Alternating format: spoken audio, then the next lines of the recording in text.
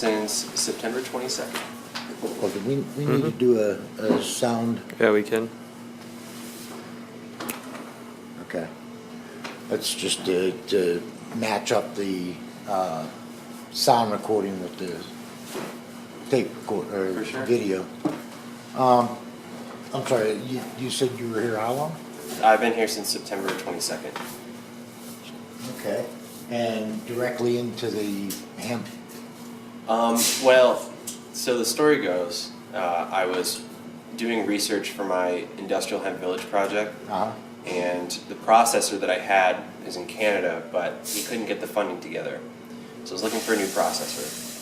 So I saw Pure Vision in the news for processing hemp. So I gave him a call to see what they were about, see what they were up to, and I ended up talking to Ed, the CEO, by the off chance, and we just started talking about hemp for about an hour. And at the end, he's just like, "Why don't you send over your resume and come work here?" So I just wasn't expecting that, so I'm like, okay. And that's so I came here, but the only position they had open was a janitorial position. So I was literally scrubbing toilets when I first got here.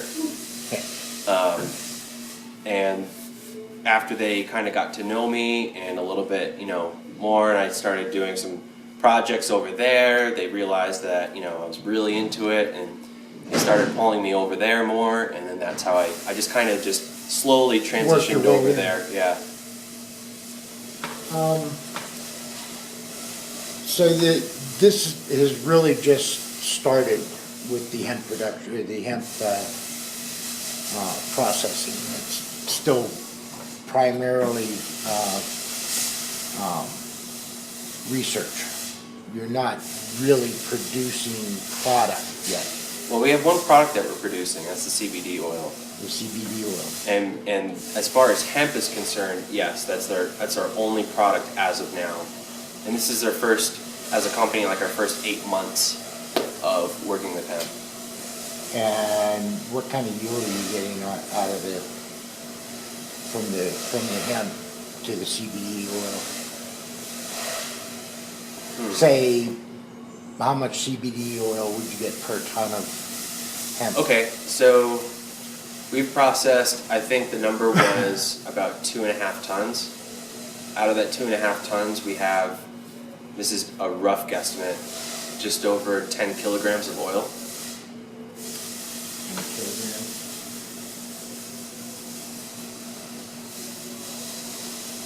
Out of 2.5 tons. Yeah. Now, what's the value of that? The value of the oil? Yeah. So we're selling it at 4 cents a milligram. 4 cents. So you take about a kilogram, and that's going to be about $40,000. Times 10 kilograms is $400,000 worth of oil.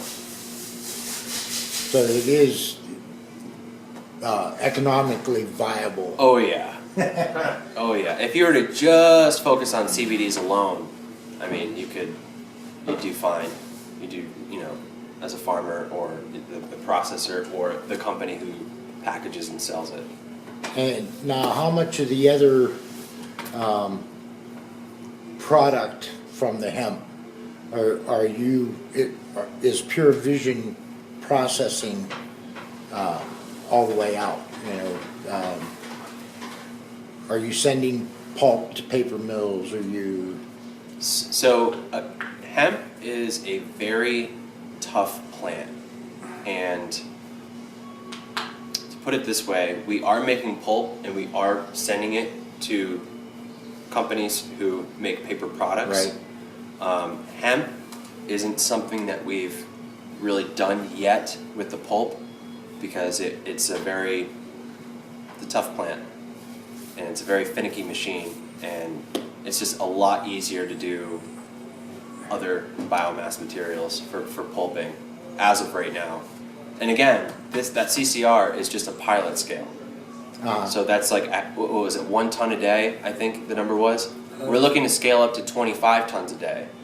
And then it scales up from there to 250 tons a day. So you could see the progression there. So this little CCR thing is The prototype. It's just a prototype. Right. Yeah. Yeah. But how efficient is it at this point? How efficient is it? I don't have that technical answer about exactly how efficient it is. I'll say this much: it's the only one of its kind on the face of the earth, so it's the most efficient one. So you think that the biomass is one of the primary products that you're going to use, or primary uses for the plant once you're done extracting the CBD? Are you asking, like, what do we do with it after we've extracted? Yeah. So nothing goes to waste. Right. We call it spent bud after it's been extracted. Uh-huh. That then gets dried out on on sheets, basically on the ground, and then there are different companies. I can't name any names, just out of confidentiality, but they buy the spent bud and they use it for making blunt wraps and other material like that. Remember when I was explaining about how they strip, all the Right. material out of it and then they spray, the CBD on it? That's what they do, basically. Okay. And then now I find I'm a lot more interested than I thought I would be about the whole biomass system. Particularly when he was talking about, taking cars apart and running some of that through the processor and what is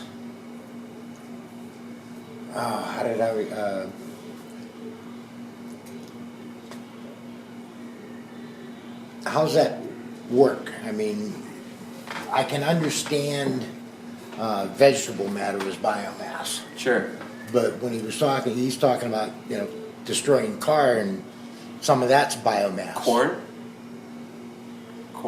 No. I think that was a different example of a waste product. Oh, really? Okay. All right, so I had that a little mixed up there. I thought that was part of, that he was using actual materials that were brought out from the car used in biomass.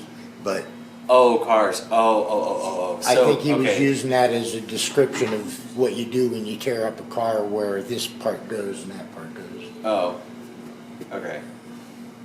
Well, one thing to really understand about that machine in there and why it's so special is the whole lignin thing, which is really exciting. Now with lignins, you can make adhesives, you can make semiconductors, hemp graphene. Hemp graphene, Correct. and that's used for Supercapacitors. supercapacitors. Yep, like in your hybrid cars when you press the brake. Uh-huh. So supercapacitor basically takes in a lot of energy and then discharges it very quickly, both, which is like the brakes on your hybrid. Is that right, Lonnie? It could be, yeah. So David Mitlin is a hemp researcher in Alberta, Canada, and he was not a hemp researcher, he's just a regular scientist, but he was looking for a substitute for carbon graphene because it's so expensive. 1 ounce costs $2,000. Whoa. So very, very cool stuff. It's very durable and has a myriad of uses such as desalinization, supercapacitors, da. So he's looking for an alternative, a cheaper alternative that could perform as well, comparably to graphene.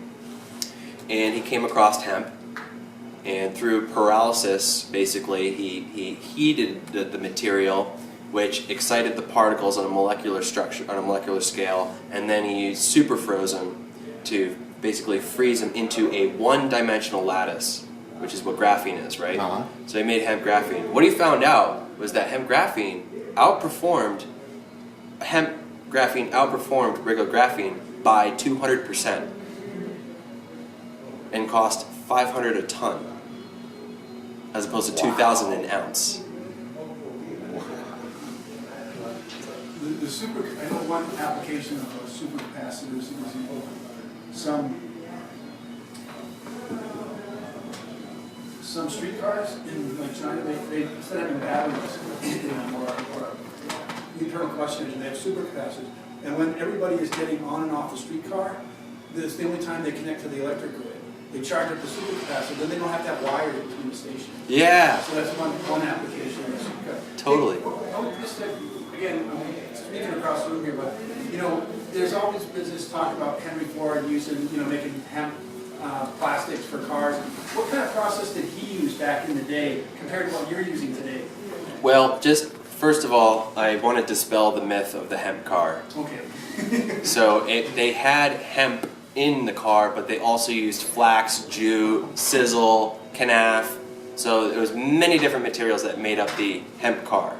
So when people say it, like, you know, Henry Ford made it was made of 99% hemp or whatever ridiculous number that is. That's not But accurate. the body itself was primarily hemp, wasn't it? No, No? no. It was made up of jute, flax, Of a sizzle, mix. and yeah, it was a mix. It's just he loved hemp. Henry Ford did. Right. And Rudolph Diesel, who was just I'm just gonna. Sure. But Rudolph Diesel, who's the inventor of the diesel engine, right, teamed up with Henry Ford and said, like, hey, you know, hemp, you know, there's huge yields compared to other fiber crops, cellulosic crops. Let's take that and let's make oil, right, from the oil seed, right? So you're getting about 300 gallons of oil per acre per year is the rough estimate for yields. And so the team. You were getting how many ton of hemp from the field, from an acre? Well, it depends. If it's an oil crop, then you go based on the oil because the fiber isn't, the quality of the fiber is different. If you're going for a fiber crop, then you're going to have a lot less oil and you're going to have better, stronger fiber. Different strain. Different, yeah, All right. it's just different. So how did Henry Ford do it? I don't know. I don't know what he was using. I don't know. I mean, we're still trying to figure that out. We're trying to take the herd, the hemp herds, and get it down to a very, very small spec, and we're going to use that for hemp-infused plastics for the automotive industry. We're looking to get into that. We want to. It's just very difficult to have the equipment in order to get it to that spec, but we're getting close to it. And what about the sugars that are coming out? They're being used for fuels? Yeah, so cellulose is being broken down using an enzyme called cellulase, and in recent years it's become commercially viable, the enzyme itself, and that basically, it was really developed for the corn industry because they were trying to find out how much more they could get out of the plant. You know, they were just using the sugars from the kernels, right? But then you had all this other biomass left over, and that you can totally convert that to more ethanol fuel. So that's basically where that all was driven from. And then now we can use that same process for hemp. It's a lot of progress in a very short time. Yeah, totally. It's still a long way to go, right? Still the wrong way to go. Long way to go. Oh, long way to go. Yeah. Well, primarily, from Yeah. what I'm seeing, the biggest drawback right now is all the equipment is experimental. Yeah, I mean, well, you have to kind of cut us some slack. I mean, the hemp industry has been outlawed for over 60 years. Right. So we are in the Stone Age for hemp compared to every other industrialized nation in the world. We're the only industrialized country who is still illegal. So it's you know, we can look at Canada, you know, we can look at Belgium, and they have, you know, equipment that is tailored for hemp production, but we're talking about equipment that costs $500,000. A decorticator that costs $500,000. It's not that easy to raise money for a piece of equipment in a market that doesn't exist. You know, it's very difficult to get people on board as far as, you know, getting into that. So it's been, we just had to be resourceful and take that $1,000 combine that we got at the auction and modify it for hemp, you know. Well, I really appreciate, somebody had a question? Yeah, could you tell us a little bit about your background? How you, like,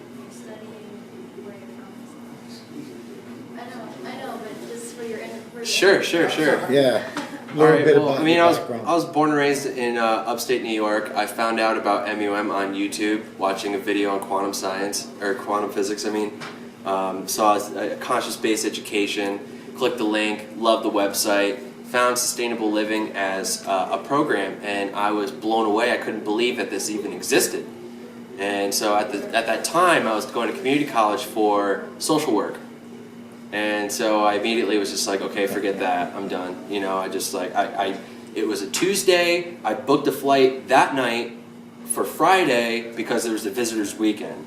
So I went to the visitors weekend, fell in love, came that fall, and the rest is history. So I came to MUM for green building because my dad is a carpenter and we had a home remodeling business, so I'm very familiar with the construction field. So that was kind of my natural choice, was just to get into green building. But then as I took more classes, I started my, the gears started spinning, and I actually went into policy, on the policy track with John Collins, how to create social change, understanding, advocating, sustainability, and a few other of those courses like that. So that's what really grabbed my attention, especially how to create social change. That was a very powerful class. Well, thanks for all the information, really appreciate it.